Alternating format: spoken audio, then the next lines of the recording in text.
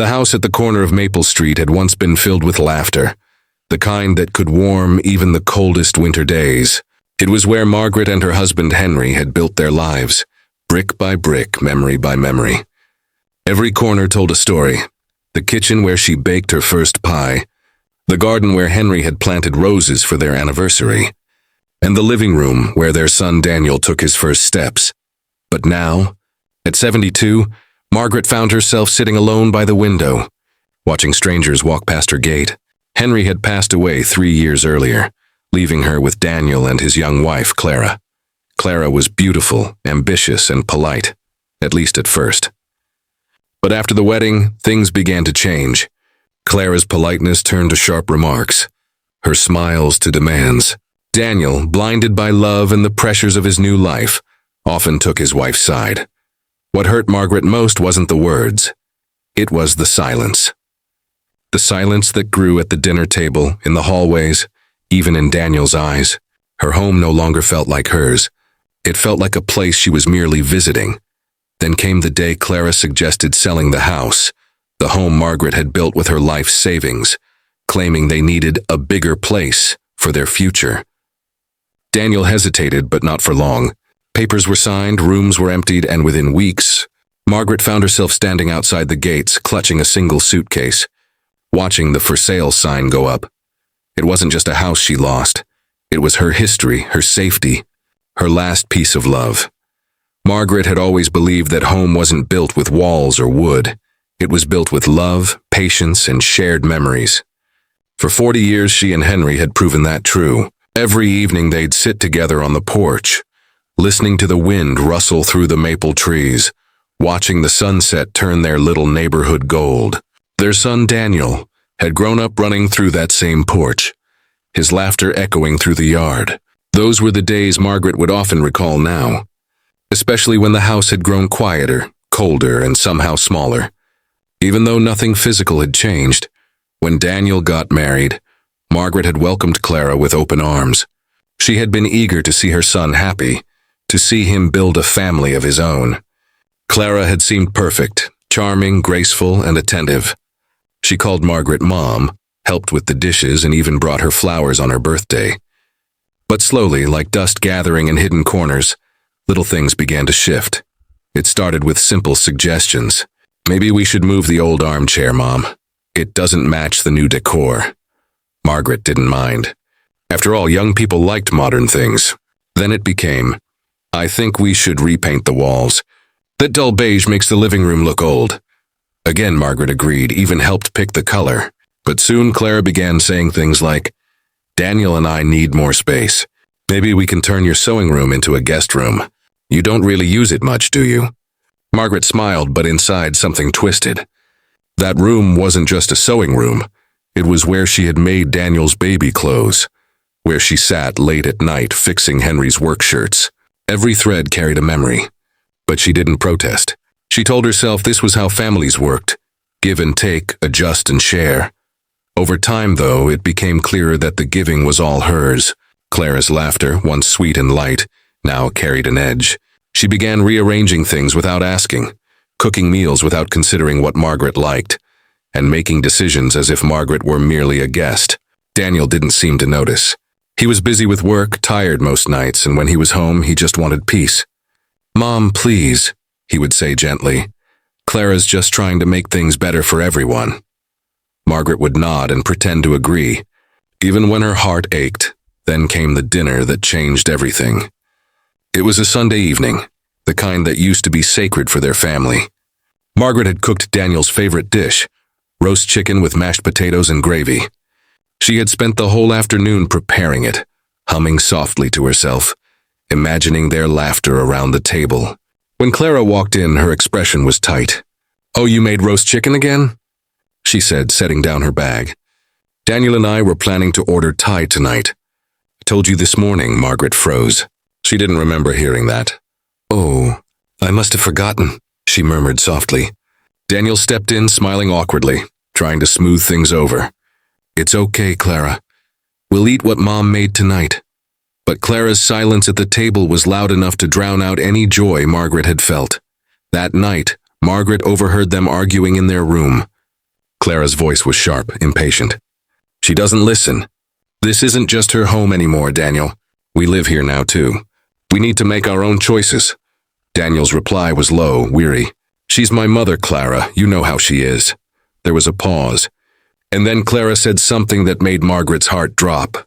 If we ever want a life of our own, we can't let her control everything. Control. That word stung. All her life, Margaret had done nothing but love, nurture, and provide. She had never thought of herself as controlling, only caring. Yet somehow her presence had become an inconvenience. The next morning, Clara came to her with a smile too bright to be real. Mom, we're thinking of redecorating the living room. Maybe it's time to make this house feel more like ours. What do you think? Margaret looked at her, then at the photo frames along the wall. Pictures of her wedding, of Daniel's first day at school, of family Christmases long gone. Each one was a story. Each one was hers. But she simply nodded. If that's what makes you happy. Over the next few weeks, the changes came faster. Old furniture was given away. New curtains replaced the lace ones she'd made by hand. And even Henry's armchair, the one he'd spent years sitting in, was sent to the basement. Margaret spent most of her days in her room now, reading old letters, holding on to fading memories.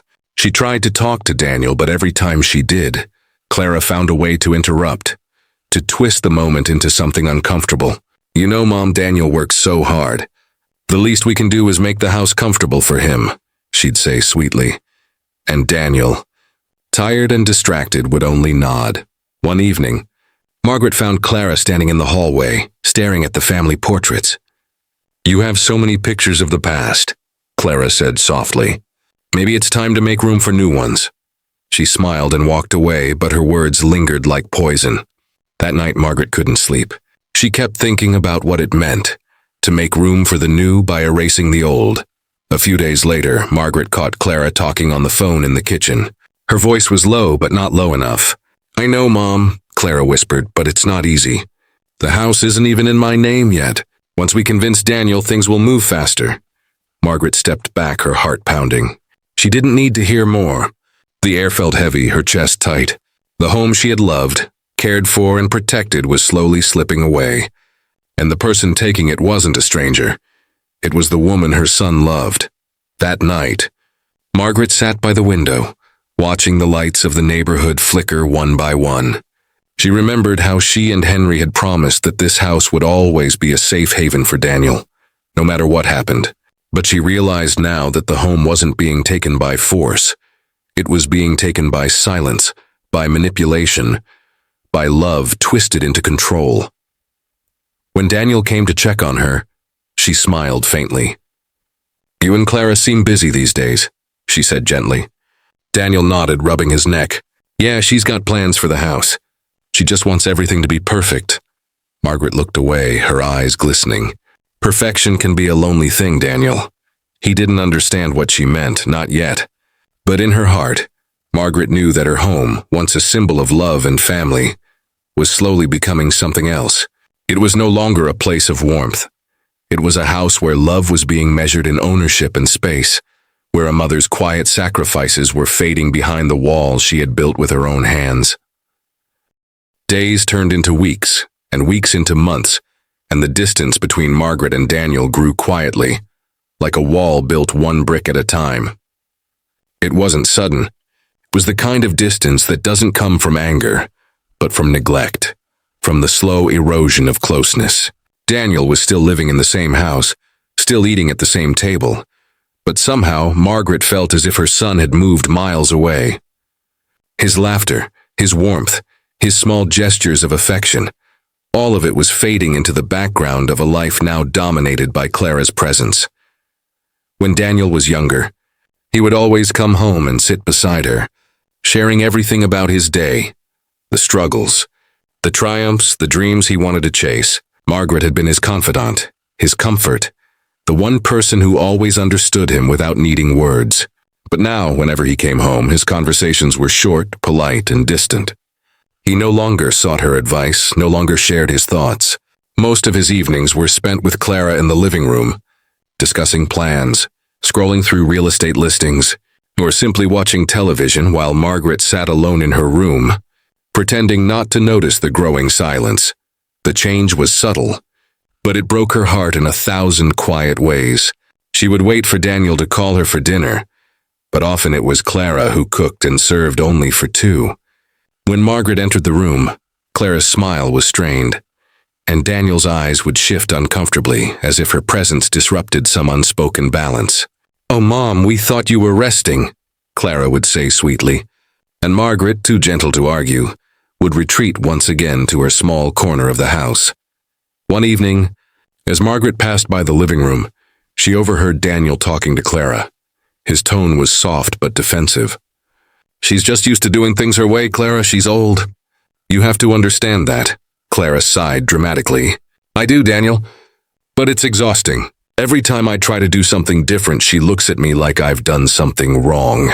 It's like living under constant judgment." Margaret froze in the hallway, the words piercing deeper than any blade. Judgment? She had never judged her. All she had ever done was try to adjust, to make space, to stay out of the way. But now, even her silence seemed to be a problem. After that conversation, things changed even more. Daniel started coming home later from work. When he did, he went straight to his room, often closing the door behind him.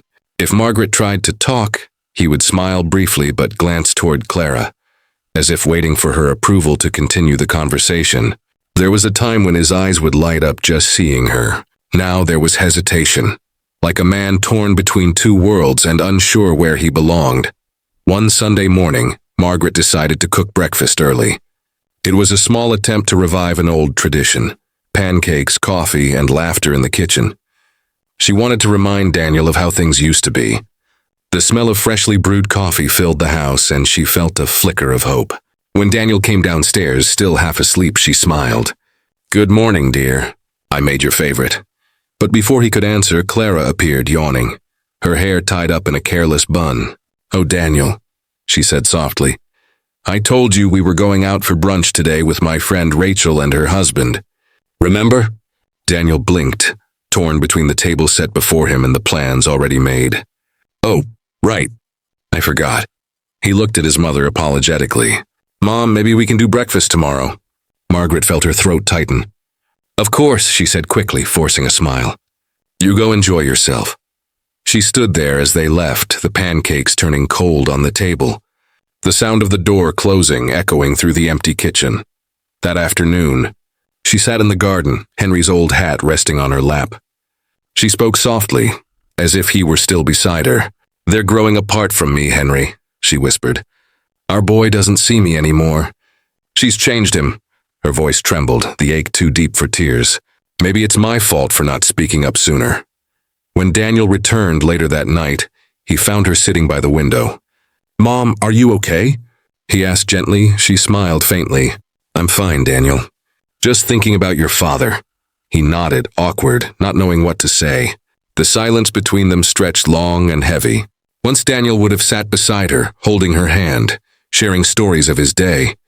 Now he just stood there, glancing toward the stairs where Clara was waiting. "I should go check on Clara," he said softly. "She's not feeling well." Margaret nodded again. "Of course, dear. Go." And when he left, she exhaled shakily, realizing that her son, her whole world, was slowly slipping through her fingers. As days passed, Clara's influence grew stronger. She had a way of making Daniel feel guilty for even small acts of affection toward his mother. When Margaret tried to sit with them at dinner, Clara would bring up uncomfortable topics: money, privacy, decisions about the house. Daniel, caught in the middle, would always side with keeping peace, which often meant agreeing with Clara. "Mom, you know how Clara gets," he would say, as if that excused the growing disrespect. One evening, Margaret found Daniel in the study looking stressed. She gently placed a cup of tea beside him. "You're working too hard," she said softly. He didn't look up right away. When he did, his eyes looked tired. "I'm fine, Mom, really. You used to tell me everything," she said quietly. "Now I hardly know what's happening in your life," Daniel sighed. "It's just, things are different now. I have responsibilities, and Clara, she's trying hard to make things better for us. You have to understand that." Margaret wanted to tell him that she did understand, that she knew what love could do to a person, how it could blind them to the small cruelties happening right in front of them. But she also knew that if she said anything, Clara would twist it into another accusation of interference. So she stayed quiet, her silence becoming the only way she could protect her relationship with her son. But that silence came with a price. Each day, Daniel grew a little colder, a little more distant. His hugs became brief, his visits to her room less frequent, his laughter almost non-existent when she was around. She could feel him slipping away, not just from her home, but from her heart. And though she told herself it was just a phase, deep down, she knew that something precious had already been lost. The night it truly sank in was when Daniel came home late, drunk and frustrated. Clara was furious, shouting at him about something Margaret didn't fully hear. But when Daniel stormed past her, his face red with anger, he didn't stop to greet his mother. He just went straight upstairs. Margaret sat alone in the dark living room, listening to their muffled argument echoing through the walls. For the first time in her life, she realized that her love for her son wasn't enough to keep him close anymore. The house that had once been full of warmth now held only memories, fading slowly like old photographs left too long in the sun. And as she sat there in the silence, Margaret whispered to herself, "He doesn't need me anymore." But what she didn't know was that Daniel did need her. He just couldn't see it yet. Love, she realized, can be stolen not by hate, but by influence. And the cruelest distance of all is the one between two hearts still living under the same roof. Clara's intentions unfolded gradually, cloaked in the language of love and practicality. It began as a casual suggestion over morning coffee.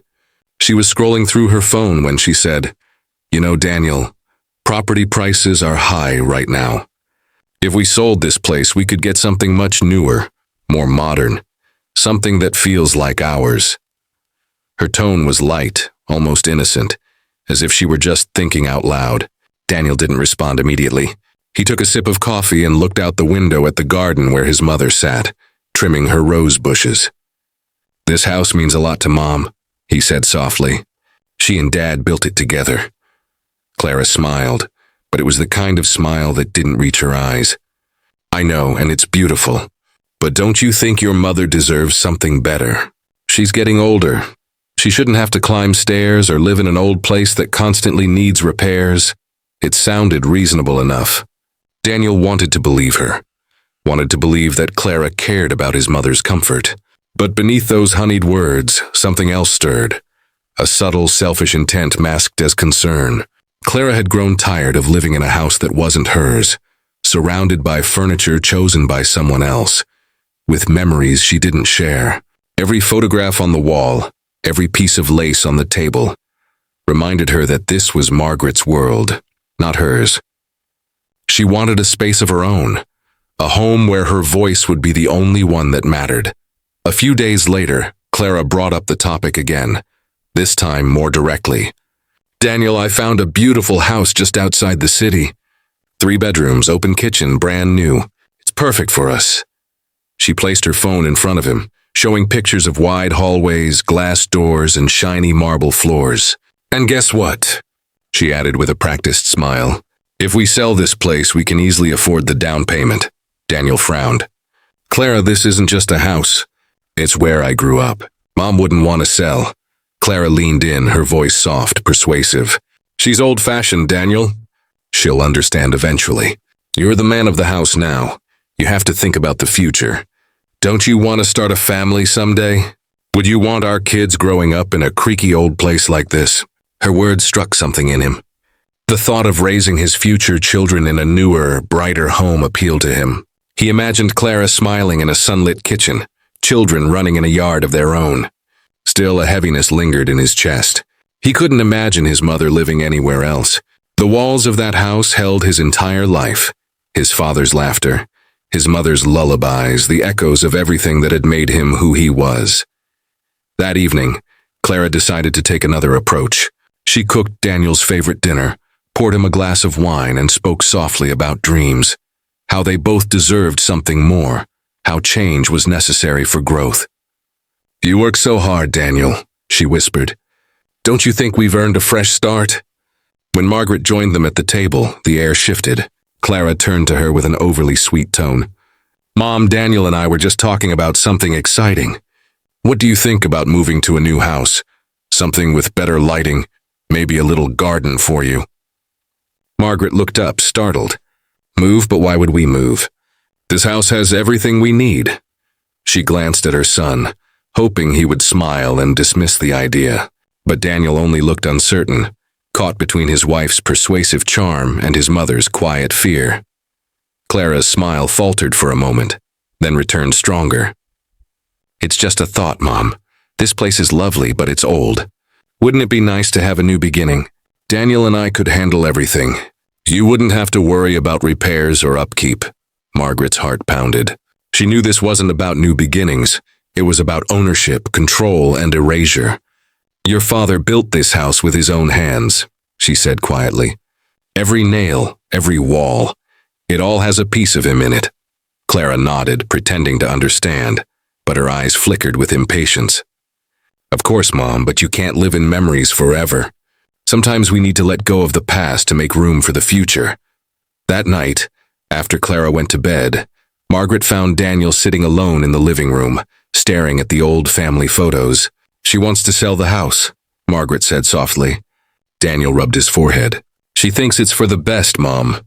The place needs repairs, and maybe it's time to think about what comes next." Margaret felt her throat tighten. "What comes next?" she repeated. "This house is what comes next. It's all that's left of your father, of us." Daniel didn't meet her eyes. "I just want everyone to be happy." The conversation ended there, but the air between them had changed. From that day forward, Clara made sure to mention the topic often, subtly, casually, but always persistently. She would bring brochures home, show listings on her tablet, and speak of their future as if Margaret's wasn't part of it. One evening, Clara brought over a real estate agent, pretending it was just for an opinion. Margaret was sitting in the garden when she heard the voices, Clara's cheerful tone, Daniel's uneasy laughter, and the agent's professional politeness. When she walked inside, she froze. The man was taking photographs of the living room. "What is this?" she asked, her voice trembling. Clara turned quickly, her smile stretched too wide. "Oh, Mom, don't worry. We're just getting an appraisal. It doesn't mean anything." Margaret's hands shook. "You're selling my home without even telling me." Daniel stepped forward, guilt flickering in his eyes. "Mom, please, it's not like that. We're just exploring options. Nothing is decided," but Margaret knew better. She could see the determination in Clara's eyes, the kind that didn't bend once it had set its course. That night, she sat on the edge of her bed, staring at the photo of her and Henry on their wedding day. "You said this home would always be ours," she whispered to the empty room. "But it's slipping away, Henry, and I can't stop it." Over the next few weeks, Clara's campaign intensified. She would point out every flaw in the house, the creaky floors, the fading paint, the outdated kitchen. She turned every small imperfection into an argument for moving. Daniel, worn down by her persistence and eager to avoid conflict, began to repeat her reasoning. "Mom, maybe it's time for something new." "Clara's right. It's too much work for you. You deserve comfort." Margaret felt her world closing in. "Comfort isn't in walls, Daniel," she said quietly. "It's in the people who fill them." But he didn't understand, not yet. He was too lost in Clara's vision of the future to see what he was giving up in the present. When the "for sale" sign finally went up a few weeks later, it wasn't a shock anymore. It was just the final act of a play Margaret had already watched unfold in slow motion. She stood by the window, her heart hollow as strangers began coming to look at the place she had once called home. Clara stood beside her, arms crossed, a polite smile on her lips. "It's for the best, Mom. You'll see." But Margaret knew she never would. Some losses, she realized, don't come with noise or drama. They come with quiet signatures on paper, the sound of doors closing, and the heavy stillness of a house that no longer remembers your name. The day the papers were signed, the sun was shining cruelly bright, as if mocking Margaret's pain. The lawyer's office smelled of coffee and polished wood, the kind of place where people made decisions that changed lives, and yet everything seemed so ordinary. Margaret sat in the corner, her wrinkled hands gripping the edge of her purse, trying to steady her trembling fingers. Daniel sat beside Clara, the two of them whispering softly to each other, their faces calm and businesslike. To them, it was a step toward the future. To her, it was the end of everything she had built. When the lawyer slid the final document across the table, Daniel picked up the pen and hesitated for a brief moment. For a fleeting second, Margaret saw the boy he used to be, the one who would look to her for approval before making any decision. Their eyes met. Hers were pleading, his uncertain. But then Clara's hand touched his arm gently, reassuringly, and just like that, he looked away and signed. The scratching sound of the pen against paper felt like thunder in Margaret's chest. That single line, that one signature, tore through 40 years of memories. Her house, her life's work, was no longer hers. She sat frozen, unable to speak. When Clara leaned back in satisfaction, Margaret could only stare at the ink drying on the page. It was done. Afterward, Daniel helped her into the car, trying to make small talk as if nothing monumental had just happened. "It'll be good for all of us, Mom," he said, forcing a smile. "You will have less to worry about. Clara and I will find a nice place where we can all live comfortably." Margaret nodded faintly, though her heart was crumbling. "Of course, Daniel," she murmured. "Whatever you think is best." When they got home, the rooms felt different. Even the air seemed thinner, emptier. The familiar ticking of the old wall clock echoed too loudly in the silence. Clara had already started packing, neatly labeling boxes, giving orders to the movers, treating every object like an item on a checklist. "We'll sell most of the old furniture," she said casually. "It won't match the new place." Margaret's eyes moved around the living room. The floral curtains Henry had chosen because they reminded him of their honeymoon. The wooden shelf Daniel had built as a teenager. The piano she hadn't touched in years but could never bear to give away. Every item carried a heartbeat. "What about the garden?" she asked softly. Clara didn't even look up. "The new owners said they might redesign it. It's not really their style." Her voice cracked when she replied, "Not their style." "Of course." She turned away quickly so they wouldn't see the tears welling up in her eyes. That night, Margaret couldn't sleep. She wandered from room to room, touching the walls, the furniture, the door frames, memorizing the texture of her life. The house felt alive around her, whispering the laughter of her past, the echoes of Henry's voice calling her name, Daniel's footsteps running down the hall. She stopped in front of the fireplace, where their family photo hung above the mantel. Her fingers brushed against the frame. "You'd be disappointed in me, Henry," she whispered. "I couldn't protect what we built." The next morning, Clara announced that the new owners wanted to move in within a week. "The sooner we leave, the better," she said briskly. Daniel agreed. "We'll help you settle into the new place, Mom," he promised. "You'll see, it'll feel like home soon." But Margaret knew better. A house can be rebuilt, but a home cannot be replaced. Still, she didn't argue. She had learned by now that her silence was easier for everyone. So she packed quietly, folding her memories into boxes one by one. She found Henry's old coat in the closet and pressed it to her face, breathing in the faint scent of him that still lingered after all these years. She packed it carefully along with their wedding photo, a few of Daniel's childhood drawings, and her worn Bible. Everything else, Clara said, could be donated. The final day arrived faster than she expected. The movers came early, and within hours the house was stripped bare. The rooms echoed when she walked through them, her footsteps lonely on the wooden floor. She stood in the doorway of Daniel's old bedroom, remembering the little boy who used to leave toy cars scattered everywhere, who once said he would never leave her. The sunlight streamed in through the window, falling across the floor in golden patterns, and for a moment she could almost see him there again, laughing alive in memory. When it was time to go, Daniel called out gently, "Mom, we're ready." Margaret turned one last time, her gaze sweeping over the empty space. She wanted to say goodbye, but words felt too small for the grief inside her. Instead, she walked to the wall beside the door and placed her palm flat against it. "Thank you," she whispered, her voice barely audible, "for keeping us safe." Outside, the "for sale" sign had already been replaced with "sold." The bright red letters burned into her eyes. The house that had once been her entire world was now just another transaction. She stood there for a long moment, clutching her small suitcase. When Daniel gently took her arm, she didn't resist. She just looked up at him and smiled, a soft, tired smile that carried 1,000 unspoken words. They drove away in silence. From the back seat, Margaret watched through the window as the house grew smaller and smaller, until it disappeared completely behind the curve of the road. It felt like watching her own life vanish. Clara chatted about decorating the new place, about curtains and furniture, about how everything would finally be in order.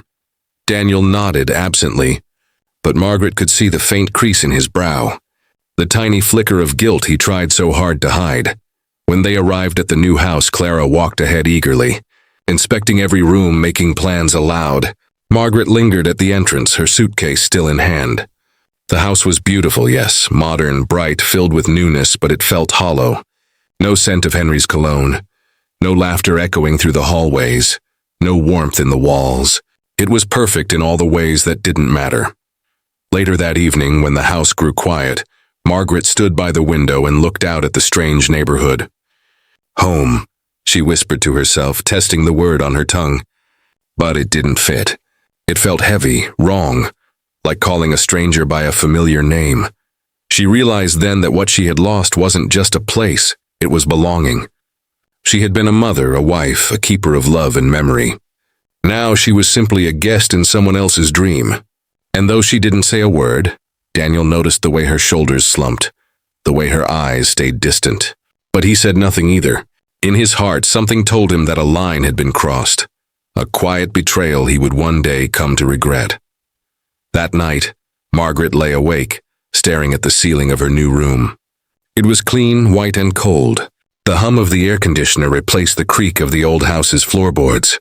She closed her eyes and tried to picture her garden, the roses Henry had planted, the porch where they used to sit watching sunsets. But the images blurred, fading like dreams upon waking. For the first time in her life, Margaret felt truly homeless, even with a roof over her head. And when dawn broke, she realized that sometimes losing a home isn't about losing walls and rooms. It's about losing the people, the memories and the sense of being seen.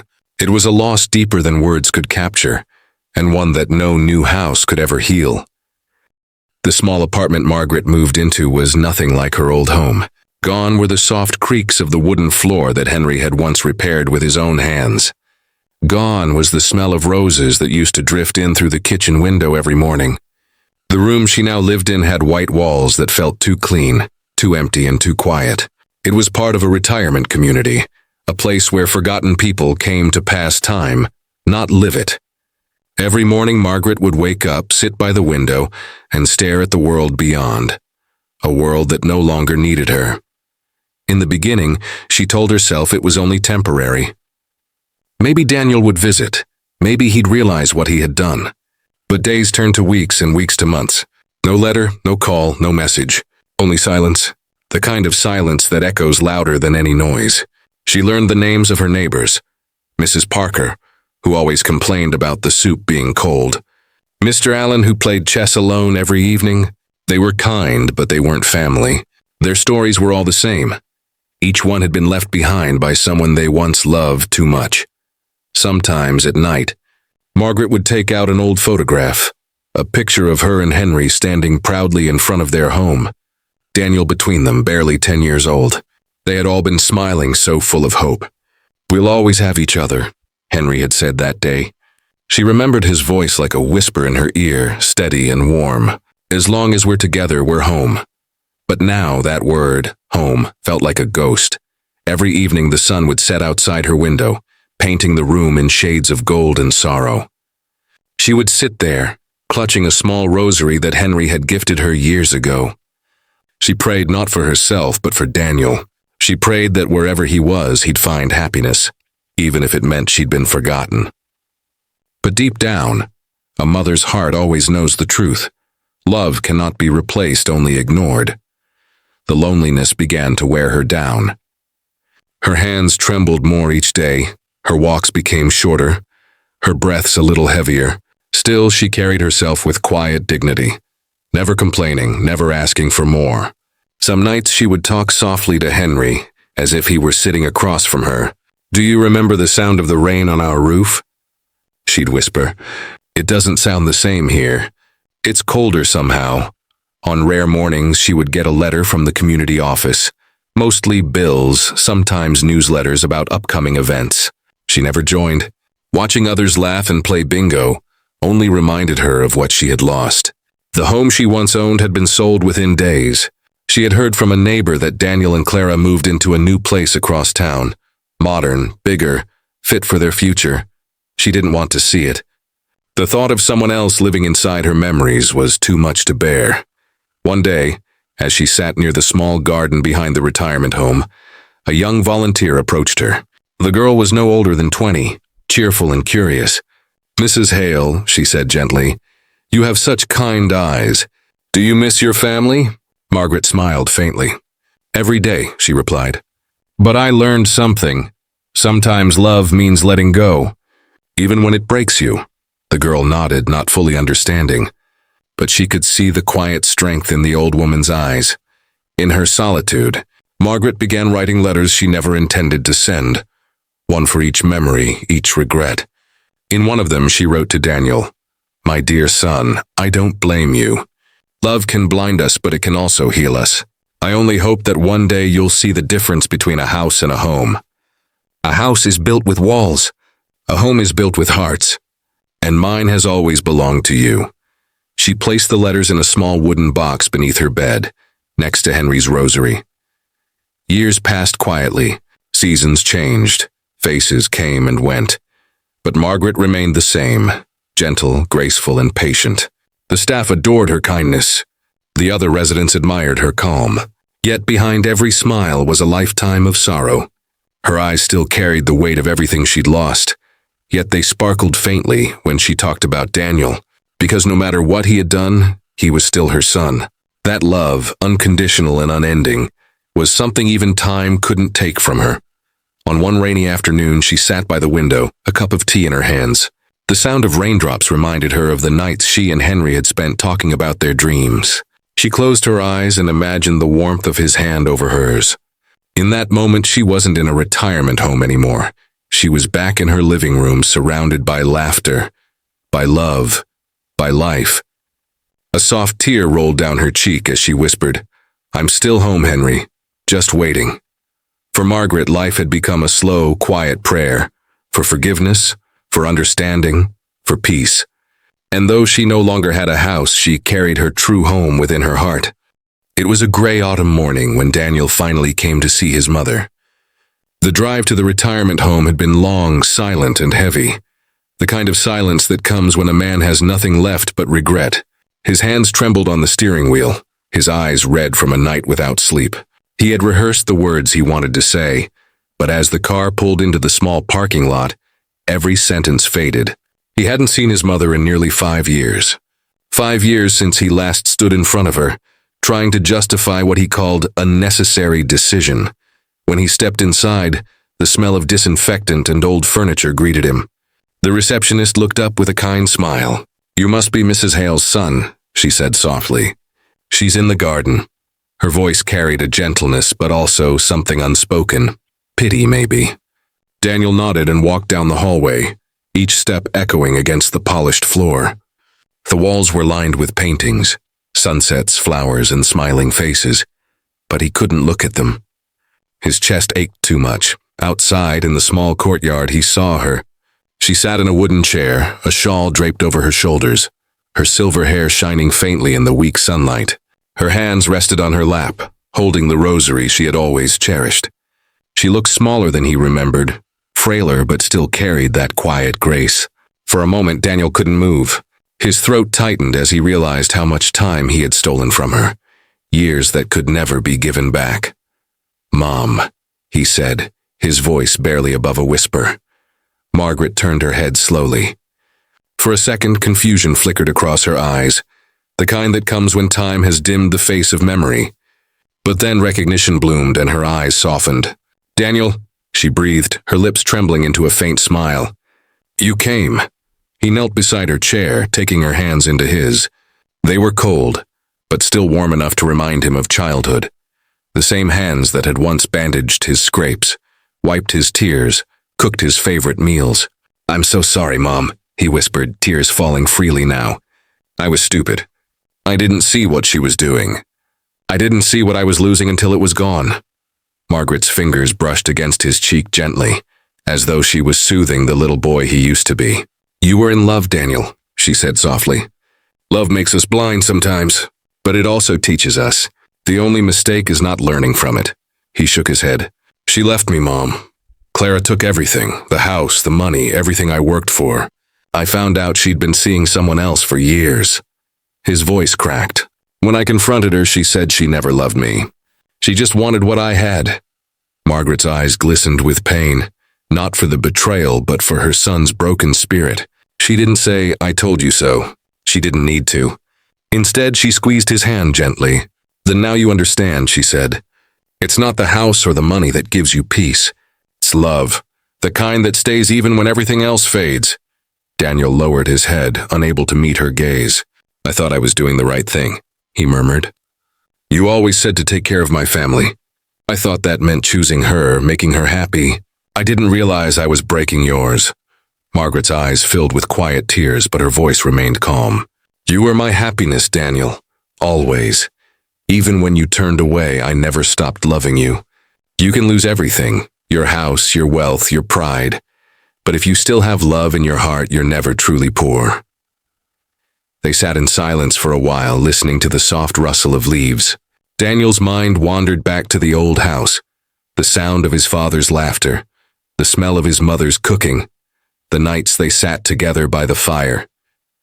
He had traded all that for ambition and approval, and now, standing before the woman he had once left behind, he realized that home wasn't made of bricks at all. It was this, her hands, her forgiveness, her unwavering love. Can I stay with you for a while? He asked quietly. I don't want to be anywhere else. Margaret smiled faintly, her eyes closing as if in prayer. You've always had a place here, Daniel.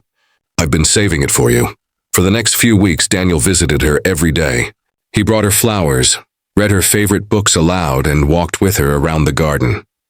Sometimes they talked for hours. Sometimes they said nothing at all. The silence between them was no longer painful. It was peaceful, filled with understanding. He began to fix things for the other residents, small tasks that reminded him of his father's old habits. The staff noticed how his presence brought a new warmth to the home. One evening, as the sun dipped low, Margaret sat with Daniel beneath a maple tree, the same kind that once stood in front of their old house. She looked at him with tender eyes and said, Promise me something. Anything, Mom, he replied. When I'm gone, she said softly, don't grieve for what you couldn't change. Just live with kindness. Make your home wherever your heart feels peace. That's what your father would have wanted. Daniel nodded, tears blurring his vision. I promise. That night, Margaret slept peacefully for the first time in years. The next morning, when the nurse came to wake her, she found Margaret still in her bed, her hands folded around her rosary, a soft smile resting on her lips. She was gone, quietly, gracefully, the way she had lived. When Daniel received the news, he didn't cry right away. He just sat by her bedside, holding her hand, whispering the words he had waited too long to say. I love you. You know I'm home now. In the days that followed, he arranged her funeral with care, making sure every detail reflected her gentleness. The white lilies she loved, the hymn she used to hum in the kitchen. He buried her next to Henry beneath the same roses his father had once planted. And when he looked at the stone engraved with her name, he finally understood the lesson she had been teaching him all along. A house can be sold. Walls can crumble, but a mother's love, that's the only home that never fades.